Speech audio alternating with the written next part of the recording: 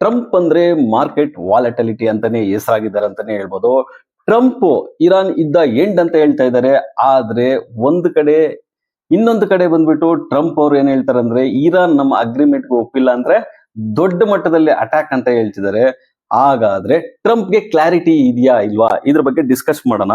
ಇನ್ನ ಟ್ರಂಪ್ ಅವರು ಹೇಳಿಕೆಯಿಂದ ಕ್ರೂಡ್ ಅನ್ನೋದು ವಾಲಟಿಲಿಟಿ ಇದೆ. ಏನು ಕ್ರೂಡ್ $100 ನಿಂದ $110 ಪರ್ ಬ್ಯಾರಲ್ಗೆ ವಾಲಟಲ್ ಇದೆ, ಅದ್ರ ಬಗ್ಗೆನೂ ಡಿಸ್ಕಸ್ ಮಾಡೋಣ. ಇನ್ನ RBI ನವರು ಒಂದು ಬಿಗ್ ಸ್ಟೆಪ್ ತಗೊಂಡಿದ್ದಾರೆ, ಅದರಿಂದ ರುಪಿ ಸ್ಟೇಬಲ್ ಆಗುತ್ತಾ, ಅದ್ರ ಬಗ್ಗೆ ಡಿಸ್ಕಸ್ ಮಾಡೋಣ. ಇನ್ನ FIIs ಬೈಯಿಂಗ್ ಇದ್ದಿದ್ದು ಈಗ ಸೆಲ್ಲಿಂಗ್ ಟರ್ನ್ ಆಗಿದ್ದಾರೆ, ಅದಕ್ಕೆ ಗೌರ್ಮೆಂಟ್ ಸ್ಟೆಪ್ಸ್ ತಗೊಂಡಿರೋದು ಸಾಕಾಗ್ತಿದ್ಯಾ ಇಲ್ಲ ಫಾಸ್ಟ್ ಇಲ್ವಾ, ಅದ್ರ ಬಗ್ಗೆನೂ ಡಿಸ್ಕಸ್ ಮಾಡೋಣ. ಗೋಲ್ಡ್ ಅಂಡ್ ಸಿಲ್ವರ್ ಒಂದು ಮ್ಯೂಟ್ ಆಗಿದೆ ಅಂತಾನೆ ಹೇಳ್ಬೋದು, ಸೈಡ್ ವೇಸ್ ಅಲ್ಲೇ ಟ್ರೇಡ್ ಆಗ್ತಾ ಇದೆ. ಸೊ ಅದಕ್ಕೆ ಯಾವುದೇ ತರವಾದಂತ ಒಂದು ಸ್ಟ್ರಾಂಗ್ ಬೈಯಿಂಗ್ ಆಗ್ಲಿ ಇಲ್ಲ ಸೆಲ್ಲಿಂಗ್ ಆಗ್ಲಿ ನ್ಯೂಸ್ ಅಂತೂ ಬಂದಿಲ್ಲ, ಅದ್ರ ಬಗ್ಗೆ ತಿಳ್ಕೊಳ್ಳೋಣ. ಇನ್ನ ಓವರ್ ಆಲ್ ಆಗಿ ಒಂದ್ ವೀಕ್ ಅಲ್ಲಿ ಗ್ಲೋಬಲ್ ಮಾರ್ಕೆಟ್ ಯಾವ ತರ ರಿಯಾಕ್ಷನ್ ಆಗಿದೆ, ಯಾವೆಲ್ಲ ಮಾರ್ಕೆಟ್ಸ್ ಹೈಯರ್ ಆಗಿ ಉಳಿದಿದೆ, ಇನ್ನು ನಮ್ಮ ಇಂಡಿಯನ್ ಮಾರ್ಕೆಟ್ ನಿಫ್ಟಿ ಯಾವ ತರ ರಿಯಾಕ್ಷನ್ ಆಗಿದೆ ಲಾಸ್ಟ್ 1 ವೀಕ್ ಅಲ್ಲಿ, ಇನ್ನ ಕಮಿಂಗ್ ಡೇಸ್ ಅಲ್ಲಿ ನೆಕ್ಸ್ಟ್ ವೀಕ್ ಅಲ್ಲಿ ಯಾವ ತರ ನಿಫ್ಟಿ ಪ್ರೈಸ್ ಆಕ್ಷನ್ ಇರುತ್ತೆ ಅಂತ ಡಿಸ್ಕಸ್ ಮಾಡ್ತಾ ಈ ವಿಡಿಯೋನ ಎಂಡ್ ಮಾಡೋಣ. ಕಂಪ್ಲೀಟ್ ಆಗಿ ಈ ವಿಡಿಯೋನ ನೋಡಿ. ನಿಫ್ಟಿ ಲಾಸ್ಟ್ ವೀಕ್ ಅಲ್ಲಿ 346 ಪಾಯಿಂಟ್ಸ್ ಗೈನ್ ಆಗಿಬಿಟ್ಟು ಕ್ಲೋಸ್ ಆಗಿದೆ. ಇನ್ನು ಜಪಾನ್ ಮಾರ್ಕೆಟ್ ನೋಡೋದಾದ್ರೆ 2000 ಪಾಯಿಂಟ್ಸ್ ಗೈನ್ ಆಗಿಬಿಟ್ಟು ಕ್ಲೋಸ್ ಆಗಿದೆ. ಇನ್ನು ಅಮೆರಿಕದ ಡೌಜನ್ ಮಾರ್ಕೆಟ್ ನೋಡೋದಾದ್ರೆ 1098 ಪಾಯಿಂಟ್ಸ್ ಗೈನ್ ಆಗಿಬಿಟ್ಟು ಕ್ಲೋಸ್ ಆಗಿದೆ. ಡೊನಾಲ್ಡ್ ಟ್ರಂಪ್ ಅವರು ಹೇಳ್ತಾರೆ ಒಂದ್ ಕಡೆ ಯುದ್ಧ ಎಂಡ್ ಅಂತ ಹೇಳ್ತಾರೆ, ಆಗ ಮಾರ್ಕೆಟ್ ಬಿಗ್ ವಾಲೆಟೈಲ್ ಆಗ್ಬಿಟ್ಟು ಬುಲ್ ಆಗುತ್ತೆ, ಕ್ರೂಡ್ ಆಯಿಲ್ ಫಳ ಅಂತ ಬೀಳ್ತಾ ಇರುತ್ತೆ. ಆದ್ರೆ ಇನ್ನೊಂದು ಸ್ಟೇಟ್ಮೆಂಟ್ ಕೊಡ್ತಾರೆ, ಇರಾನ್ ಏನಾದ್ರೂ ಅಗ್ರಿಮೆಂಟ್ ಒಪ್ಪಿಲ್ಲ ಅಂದ್ರೆ ಆಗ ದೊಡ್ಡ ಮಟ್ಟದಲ್ಲಿ ನಾವು ಅಟ್ಯಾಕ್ ಮಾಡ್ಬೇಕಾಗುತ್ತೆ ಅಂತಾನು ಹೇಳ್ತಾರೆ. ಅಂದ್ರೆ ಡೊನಾಲ್ಡ್ ಟ್ರಂಪ್ ಅವ್ರಿಗೆ ಒಂದು ಕ್ಲಾರಿಟಿ ಇದೆಯಾ, ಯಾಕಂದ್ರೆ ಅವರು ಮಾರ್ಕೆಟ್ ಅವರ್ಸ್ ಅಲ್ಲಿ ಒಂದು ಸ್ಟೇಟ್ಮೆಂಟ್ ಕೊಟ್ಟಿರ್ತಾರೆ, ಅದು ಮಾರ್ಕೆಟ್ ಪಾಸಿಟಿವ್ ಆಗಿರುತ್ತೆ. ಆಫ್ಟರ್ ಮಾರ್ಕೆಟ್ ಅಲ್ಲಿ ಇನ್ನೊಂದು ಸ್ಟೇಟ್ಮೆಂಟ್ ಕೊಡ್ತಾರೆ, ಅದು ಮಾರ್ಕೆಟ್ ಗೆ ಆಪೋಸಿಟ್ ಆಗ್ಬಿಟ್ಟು ಮಾರ್ಕೆಟ್ ಫಾಲ್ ಆಗ್ತಾ ಇರುತ್ತೆ. ಅಂದ್ರೆ ಡೊನಾಲ್ಡ್ ಟ್ರಂಪ್ ಅವರು ಮಾರ್ಕೆಟ್ ವಾಲಟಿಲಿಟಿ ಮಾಡೋದ್ರಲ್ಲಿ ನಂಬರ್ 1 ಅಂತಾನೆ ಹೇಳ್ಬೋದಂತ ಆಗಿದೆ. ಸೊ ಡೊನಾಲ್ಡ್ ಟ್ರಂಪ್ ಅವರು ಒಬ್ರೇನಾ, ಇಲ್ಲ ಡೊನಾಲ್ಡ್ ಟ್ರಂಪ್ ಟೀಮ್ ಎಲ್ಲ ಇದೇ ತರ ಮಾಡ್ತಿದೆ ಅಂತಾನೆ ಹೇಳ್ಬೋದು. ಫಸ್ಟ್ ಏನಾಯ್ತು, ಲಾಸ್ಟ್ 1.5 year ಇಂದ ನೋಡೋದಾದ್ರೆ ಡೊನಾಲ್ಡ್ ಟ್ರಂಪ್ ಅವರು ಟ್ಯಾರಿಫ್ ಮುನ್ನೆಲೆಗೆ ಬಂದಾಗಿಂದನೂ ಅಷ್ಟೇ ಮಾರ್ಕೆಟ್ ವಾಲಟಿಲಿಟಿ ಮಾಡೋದ್ರಲ್ಲಿ ನಂಬರ್ 1 ಆಗಿದ್ದಾರೆ. ಅದ್ರ ಜೊತೆಗೆ ಈಗ ಇರಾನ್ ಯುದ್ಧ ಸ್ಟಾರ್ಟ್ ಮಾಡಿದಾಗಿಂದ 2 daysಗೆ ಇರಾನ್ ಯುದ್ಧ ನಿಲ್ಲಿಸ್ತೀವಿ ಅಂತ ಹೇಳ್ತಿದ್ರು, ಮುಗಿಸ್ತೀವಿ ಅಂತಾನೆ ಹೇಳ್ತಿದ್ರು. ಆದ್ರೆ 2 months ಆಯ್ತು, ಈಗ 3 months ಕಂಪ್ಲೀಟ್ ಆಗ್ತಾ ಬರ್ತಾ ಇದೆ. ಯಾವುದೇ ಒಂದು ತರವಾದಂತ ಎಂಡ್ ಸಿಚುಯೇಷನ್ ಅಂತೂ ತಂದಿಲ್ಲ. ಸೊ ಹಾಗಾದ್ರೆ ಡೊನಾಲ್ಡ್ ಟ್ರಂಪ್ ಅಂದ್ರೆ ಅಮೆರಿಕದ ಒಪ್ಪಂದ ಏನಿದೆ, ಅಮೆರಿಕದ ಒಂದು ಡಿಮ್ಯಾಂಡ್ಸ್ ಏನಿದೆ ಅಂದ್ರೆ ಅವ್ರ ಡಿಮ್ಯಾಂಡ್ಗೆ ಇರಾನ್ ಅವರು ಒಪ್ತಾರ? ಅಮೆರಿಕದ ಡಿಮ್ಯಾಂಡ್ಸ್ ಇರೋದೇ ಬಂದ್ಬಿಟ್ಟು ಅವರು ನ್ಯೂಕ್ಲಿಯರ್ ಒಂದು ತಯಾರು ಮಾಡೋದನ್ನ ನಿಲ್ಲಿಸ್ಬೇಕು, ನ್ಯೂಕ್ಲಿಯರ್ ವಾರ್ನ ನಿಲ್ಲಿಸ್ಬೇಕು ಅನ್ನೋದು ಒಂದು ಫಸ್ಟ್ ಒನ್. ಆದ್ರೆ ಸೆಕೆಂಡ್ ಒನ್ ಬಂದ್ಬಿಟ್ಟು ಸ್ಟ್ರೈಟ್ ಆಫ್ ಹಾರ್ಮೋಸ್ ಏನಿದೆಯೋ ಅದನ್ನ ಕಂಟ್ರೋಲ್ ಅಲ್ಲಿ ಬಿಡಬೇಕು ಇರಾನ್ ಅವರು ಅಂತ. ಆದ್ರೆ ಇರಾನ್ ಅವರು ಈ 2 ಕಾನ್ಸೆಪ್ಟ್ ಮೇಲೆನೆ ಅವರು ಬಿಗಿಯಾಗಿದ್ದಾರೆ ಅಂತಾನೆ ಹೇಳ್ಬೋದು, ಹಿಂದೆ ಸರಿತಿಲ್ಲ ಅಂತಾನೆ ಹೇಳ್ಬೋದು. ಸೊ ಹಾಗಾದ್ರೆ ಅವರ ಸ್ಟೇಟ್ಮೆಂಟ್ಗೂ ಇವರು ಹೇಳ್ತಾ ಇರೋ ಹೇಳಿಕೆಗಳಿಗೂ ಅಂದ್ರೆ ಡೊನಾಲ್ಡ್ ಟ್ರಂಪ್ ಅವರು ಇರಾನ್ಗೂ ಮ್ಯಾಚ್ ಆಗ್ತಿಲ್ಲ ಅಂತಾನೆ ಹೇಳ್ಬೋದು ಇಲ್ಲಿವರೆಗೂ. ಯಾವಾಗ ಡೊನಾಲ್ಡ್ ಟ್ರಂಪ್ ಅವರು ಸ್ಟ್ರೈಟ್ ಆಫ್ ಹಾರ್ಮೋಸ್ ರಿಲೀಸ್ ಮಾಡ್ತೀವಿ ಅಂತ ಹೇಳ್ತಾರೋ, ಇಲ್ಲ ಯುದ್ಧ ಎಂಡ್ ಅಂತ ಹೇಳ್ತಾರೋ, ಆಗ ಕ್ರೂಡ್ ಆಯಿಲ್ $110-115 ಇರೋದು $100 ಬರುತ್ತೆ. ಇನ್ನ ಅದೇ ರಾತ್ರಿ ಇಲ್ಲ ನೆಕ್ಸ್ಟ್ ಡೇ ಬಂದ್ಬಿಟ್ಟು ಮತ್ತೆ ಎಗೈನ್ ಕ್ರೂಡ್ ಆಯಿಲ್ ಬೆಳೀತಾ ಇರುತ್ತೆ. ಇದೇ ತರನೇ ವಾಲಟೈಲ್ ಆಗ್ತಾ ಇದೆ. ಆದ್ರೆ ಕ್ರೂಡ್ ಆಯಿಲ್ ಮಾತ್ರ ಯಾವುದೇ ಒಂದು ಅಂತ್ಯಕ್ಕೆ ಬರ್ಲಿಲ್ಲ, ಮತ್ತೆ ಸಪ್ಲೈನು ಬಂದಿಲ್ಲ, ಅವರು ಸ್ಟ್ರೈಟ್ ಆಫ್ ಹಾರ್ಮೋಸ್ ಬಿಟ್ಟಿಲ್ಲ. ಈ ಕಡೆ ಇವರು ಒಂದು ಮಾತುಕತೆಗೆ, ಒಂದು ಕ್ಲಿಯರ್ ಕಟ್ ಮಾತುಕತೆಗೆ ಬಂದಿಲ್ಲ ಅಂತಾನೆ ಹೇಳ್ಬೋದು. ಆದ್ರೂ ಸಹ ಈಗ್ಲೂ ಹೇಳ್ಬೇಕಾದ್ರೆ ಈ ಯುದ್ಧ ಇದೇ ತರನೇ ಮಾತುಕತೆ ಮುಂದುವರಿತಿರುತ್ತೆ. ಆಗ್ಲಿ ಇನ್ನು ಯುದ್ಧದ ಎಫೆಕ್ಟ್ ದೊಡ್ಡದಾಗಿರಲ್ಲ, ಮಾತುಕತೆ ಮುಂದುವರಿತಾ ಹೋಗ್ತಾ ಇರುತ್ತೆ. ಕ್ರೂಡ್ ಆಯಿಲ್ ಇದೇ ತರ ಕ್ಯಾರಿ ಮಾಡ್ತಾ ಇರ್ತಾರೆ. ಇದರಿಂದನೇ ಬೇರೆ ದೇಶಗಳಿಗೆ ನಷ್ಟ ಉಂಟಾಗೋ ಸಾಧ್ಯತೆ ಹೆಚ್ಚಾಗಿದೆ ಅಂತಾನೆ ಹೇಳ್ಬೋದು. ಈ ಸ್ಟೇಟ್ಮೆಂಟ್ ಗಳಿಂದಾನೇ ನಾವು ಪ್ರತಿ ಸರಿ ಹೇಳ್ತಾ ಇರ್ತೀವಿ ಕ್ರೂಡ್ ಆಯಿಲ್ ಅಂತ. ಹಾಗಾದ್ರೆ ಕ್ರೂಡ್ ಆಯಿಲ್ ಏನಾಗಿದೆ?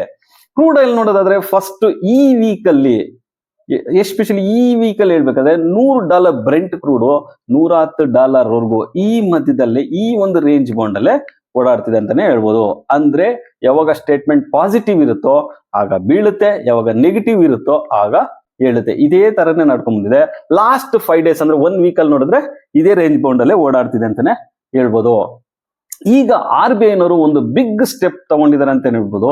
ರುಪಿ ಸ್ಟೇಬಲ್ ಆಗೋದಕ್ಕೆ $5 billion ಅಷ್ಟು ಮಾರ್ಕೆಟ್ಗೆ ಬಿಡ್ತಾ ಇದ್ದಾರೆ.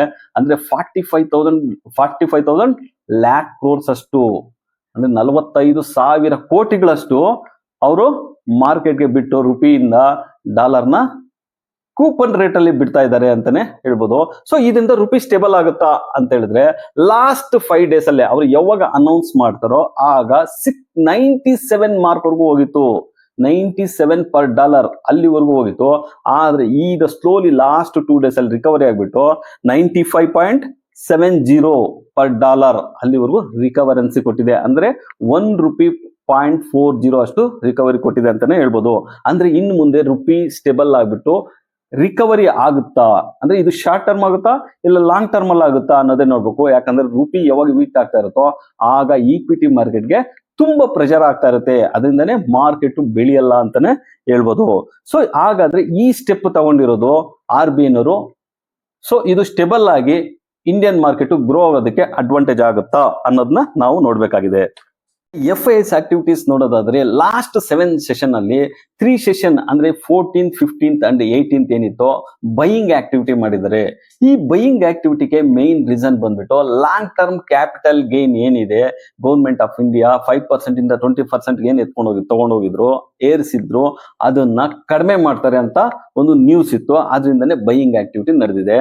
ಅದಾದ್ಮೇಲೆ ಆ 3 ಡೇಸ್ ಆದ್ಮೇಲೆ ಅದ್ರ ಬಗ್ಗೆ ಯಾವುದೇ ಒಂದು ದೊಡ್ಡ ಡಿಸ್ಕಷನ್ ನಡೀಲಿಲ್ಲ.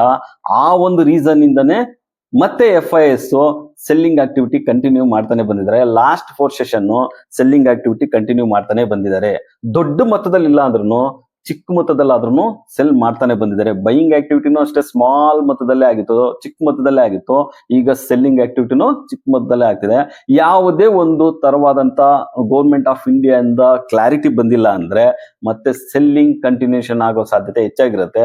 ಇನ್ ಕೇಸ್ ಯಾವಾಗ ಅದು ಒಂದು ಗೌರ್ಮೆಂಟ್ ಇಂದ ಒಂದು ಕ್ಲಾರಿಟಿ ಬರುತ್ತೆ ಲಾಂಗ್ ಟರ್ಮ್ ಕ್ಯಾಪಿಟಲ್ ಗೈನ್ ಆಗ ಬೈಯಿಂಗ್ ಆಕ್ಟಿವಿಟಿ ಮುಂದುವರಿಸಬಹುದು ಅಂತಾನೆ ಹೇಳ್ಬೋದು. ಇನ್ನು ಗೋಲ್ಡ್ ಅಂಡ್ ಸಿಲ್ವರ್ ಬಗ್ಗೆ ಮಾತಾಡೋದಾದ್ರೆ ಲಾಸ್ಟ್ 1 ವೀಕ್ ಅಲ್ಲಿ ಗೋಲ್ಡ್ ಯಾವುದೇ ಒಂದು ದೊಡ್ಡ ಬಿಗ್ ಮೂವ್ಮೆಂಟ್ ಅಂತೂ ನಡೆದಿಲ್ಲ. ಅದಕ್ಕೆ ಮೇನ್ ರೀಸನ್ ಒಂದು ಸ್ಮಾಲ್ ರ್ಯಾಲಿ ಕೊಡುತ್ತೆ. ಕ್ರೂಡ್ ಆಯಿಲ್ ಯಾವಾಗ ಫಾಲ್ ಆಗುತ್ತೋ ಮತ್ತೆ ಅವಾಗ ರ್ಯಾಲಿ ಕೊಡುತ್ತೆ, ಯಾವಾಗ ಅಪ್ ಆಗುತ್ತೋ ಅದು ಡೌನ್ ಆಗ್ತಾ ಇರುತ್ತೆ.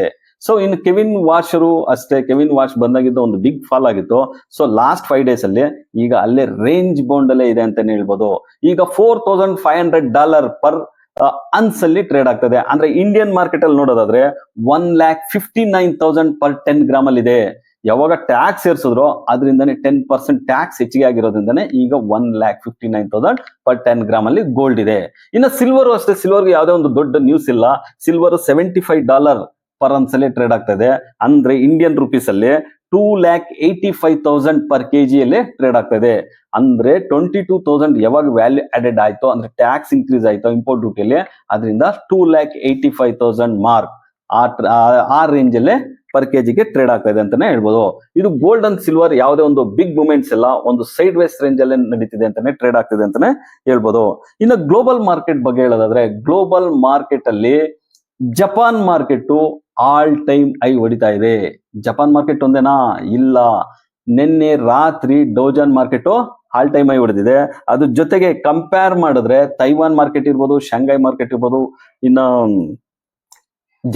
ಕೊರಿಯಾ ಮಾರ್ಕೆಟ್ ಇರ್ಬೋದು, ಇವೆಲ್ಲಾನು ಆಲ್ ಟೈಮ್ ಹೈಯಲ್ಲೇ ಟ್ರೇಡ್ ಆಗ್ತದೆ. ಆದ್ರೆ ನಿಫ್ಟಿ ಇನ್ನು 10% ಅಷ್ಟು ಗ್ಯಾಪ್ ಇದೆ ಆಲ್ ಟೈಮ್ ಹೈಗೆ. 10% ಅಂದ್ರೆ ಆಲ್ಮೋಸ್ಟ್ 2,300 ಪಾಯಿಂಟ್ಸ್ ಅಷ್ಟು ಇನ್ನು ಗ್ಯಾಪ್ ಇದೆ. ಅಂದ್ರೆ ಎಲ್ಲಾ ಗ್ಲೋಬಲ್ ಮಾರ್ಕೆಟ್ ಕಂಪೇರ್ ಮಾಡಿದಾಗ ಇಂಡಿಯನ್ ಮಾರ್ಕೆಟ್ ವೀಕ್ ಇದೆ ಪ್ರೆಸೆಂಟ್ಗೆ ಅಂತಾನೆ ಹೇಳ್ಬೋದು. ಅದರಿಂದನೇ ವೀಕ್ ಇರೋದ್ರಿಂದನೇ ಇನ್ನು ಎಮರ್ಜಿಂಗ್ ಮಾರ್ಕೆಟ್ ಅಲ್ಲಿ ಇಂಡಿಯಾ ಇಸ್ ದ ನಂಬರ್ 1 ಅಂತಾನೆ ಹೇಳ್ಬೋದು. ಅದರಿಂದನೇ ಕೊರಿಯಾ ಈಗ ಟಾಪ್ ಅಲ್ಲಿ ಇರೋದ್ರಿಂದ ಅಂದ್ರೆ ಹೈಯರ್ ಅಲ್ಲಿ ಇರೋದ್ರಿಂದ ಕೊರಿಯಾದಿಂದ $400 ಮಿಲಿಯನ್ ಅಷ್ಟು ಇಂಡಿಯಾಗೆ ಇನ್ಫ್ಲೋ ಆಗ್ತಾ ಇದೆ ಇಂಡಿಯನ್ ಮಾರ್ಕೆಟ್ಗೆ ಅಂತ ಒಂದು ನ್ಯೂಸ್ ಬಂದಿದೆ. ಅಂದ್ರೆ ಇಂಡಿಯಾದಲ್ಲಿ ಈಗ ಇನ್ವೆಸ್ಟ್ ಮಾಡೋದಕ್ಕೆ ಒಂದು ಗುಡ್ ಪ್ಲೇಸ್ ಅಂತಾನೆ ಹೇಳ್ಬೋದು ಅಂತಾನೆ ಕಾಣ್ತದೆ. ಅಂದ್ರೆ ಓವರ್ ಆಲ್ ಆಗಿ ಇನ್ ಮುಂದೆ ಯಾವುದೇ ಒಂದು ಈಗೆಲ್ಲ ಟ್ಯಾರಿಫ್ ಇದೆಲ್ಲ ಆದ್ಮೇಲೆ ಈಗ ಆಯಿಲ್ ಕ್ರೈಸಿಸ್ ಇರೋದ್ರಿಂದ ಈ ಆಯಿಲ್ ಕ್ರೈಸಿಸ್ ಯಾವಾಗ ಮುಗಿಯುತ್ತೋ ಆಗ ಇಂಡಿಯನ್ ಮಾರ್ಕೆಟ್ ರ್ಯಾಲಿ ಆಗಕ್ಕೆ ಶುರುವಾಗುತ್ತೆ ಅಂತಾನೆ ಹೇಳ್ಬೋದು. ಕ್ರೂಡ್ ಆಯಿಲ್ ಯಾವಾಗ ಬಿಲೋ $90 ಬರುತ್ತೋ ಆಗ equity market, Indian equity market rally ಆಗಕ್ಕೆ ತುಂಬಾ ಚಾನ್ಸಸ್ ಇದೆ ಅಂತಾನೆ ಹೇಳ್ಬೋದು. ಈಗ ಪ್ರೆಸೆಂಟ್ ಗೆ ಯು ಎಸ್ ಅಲ್ಲಿ ನೋಡೋದಾದ್ರೆ ಇನ್ಫ್ಲೇಷನ್ ರೇಟ್ ನೋಡೋದಾದ್ರೆ ಲಾಸ್ಟ್ 10 ಇಯರ್ಸ್ ಏನಿತ್ತು ಅದಕ್ಕಿಂತ ಹೈಯೆಸ್ಟ್ ಅಲ್ಲಿ ನಡೀತಿದೆ ಅಂತಾನೆ ಹೇಳ್ಬೋದು. ಇನ್ನು ಇಂಡಿಯನ್ ಮಾರ್ಕೆಟ್ ಅಲ್ಲೂ ಅಷ್ಟೇ ಇನ್ಫ್ಲೇಷನ್ ಅನ್ನೋದು ಇನ್ಕ್ರೀಸ್ ಆಗ್ತದೆ. ಅದರಿಂದನೇ ಇನ್ನ ಫೆಡ್ ರೇಟ್ ಕಟ್ ಆಗಲ್ಲ, ಫೆಡ್ ರೇಟ್ ಇನ್ಕ್ರೀಸ್ ಆಗುತ್ತೆ ಅಂತ ಹೇಳ್ತಾ ಇದ್ದಾರೆ. ಇಂಟ್ರೆಸ್ಟ್ ರೇಟ್ ಅಂದ್ರೆ ಅಮೆರಿಕದ ಸೆಂಟ್ರಲ್ ಬ್ಯಾಂಕ್ ಇಂಟ್ರೆಸ್ಟ್ ರೇಟ್ ನ ರೈಸ್ ಮಾಡ್ತಾರೆ ಅಂತ ಹೇಳ್ತಿದ್ದಾರೆ. ಜೊತೆಗೆ ಇವಾಗ ಅವ್ರು ರೈಸ್ ಮಾಡೋದ್ರಿಂದ RBI ಅಂದ್ರೆ ರಿಸರ್ವ್ ಬ್ಯಾಂಕ್ ಆಫ್ ಇಂಡಿಯಾ ಅವರನ್ನು ರೇಟ್ ರೈಸ್ ಮಾಡೋ ಚಾನ್ಸಸ್ ಜಾಸ್ತಿ ಇದೆ ಅಂತಾನೆ ನ್ಯೂಸ್ ಇದೆ ಅಂತಾನೆ ಹೇಳ್ಬೋದು. ಈ ನ್ಯೂಸ್ ಇಂದ ಏನಾಗ್ಬೋದು, ಲೋನ್ಸ್ ಯಾರ್ಯಾರಿದೆಯೋ ಅವ್ರಿಗೆಲ್ಲ ಕಾಸ್ಟ್ಲಿ ಅಂದ್ರೆ ಪೇಮೆಂಟ್ ಜಾಸ್ತಿ ಆಗುತ್ತೆ. ಸೊ ಈ ಅಸೆಟ್ ಕ್ಲಾಸ್ ಯಾವಾಗ ಬಾಂಡ್ yield ಜಾಸ್ತಿ ಆದಾಗ, ಇಂಟ್ರೆಸ್ಟ್ ರೇಟ್ ಜಾಸ್ತಿ ಆದಾಗ ಗೋಲ್ಡ್ ಆಟೋಮೆಟಿಕಲಿ ಕಡಿಮೆ ಆಗೋ ಸಾಧ್ಯತೆ ಹೆಚ್ಚಾಗಿರುತ್ತೆ ಅಂತಾನೆ ಹೇಳ್ಬೋದು. ಸೊ ಇಷ್ಟೆಲ್ಲ ಇನ್ಫಾರ್ಮೇಶನ್ ಕಲೆಕ್ಟ್ ಮಾಡಿ ನಮ್ಮ ಟೀಮ್ ನಿಮ್ ಮುಂದೆ ತಂದಿದೆ. ಇದು ವ್ಯಾಲ್ಯೂಬಲ್ ಅನ್ಸಿದ್ರೆ ಲೈಕ್ ಮಾಡಿ, ಮರಿದೆ ನಮ್ಮ ಚಾನಲ್ ನ ಸಬ್ಸ್ಕ್ರೈಬ್ ಮಾಡಿ, ಶೇರ್ ಮಾಡಿ.